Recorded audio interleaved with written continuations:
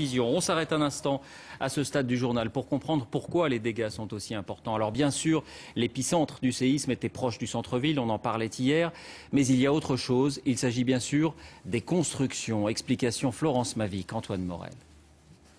Dans la grande famille des urgentistes, il y a ceux qui sauvent les vies et il y a ceux qui auscultent les constructions endommagées. Patrick Colombel est architecte, spécialiste des villes dévastées. Son diagnostic sur place épargne souvent d'autres victimes. La mission de base que l'on a, c'est de mettre en sécurité les bâtiments. C'est-à-dire, est-ce que les bâtiments sont dangereux ou pas, et laisser les gens dedans, ou leur interdire de rentrer dans ces bâtiments parce qu'ils sont dangereux. Patrick Colombel a déjà visionné des images, celles du quartier général des Nations Unies ou d'autres immeubles. Ces amas de béton ne le surprennent pas.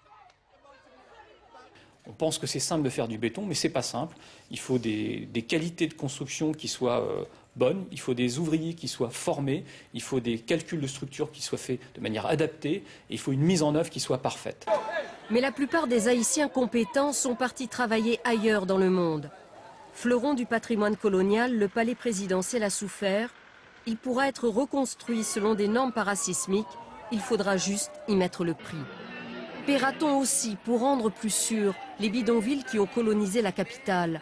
Des cahutes, des cabanes accrochées de façon instable sur des collines fragilisées par la déforestation. Si le sol s'échappe, la construction elle part avec. Dans 24 heures, l'architecte urgentiste sera au chevet d'une ville meurtrie.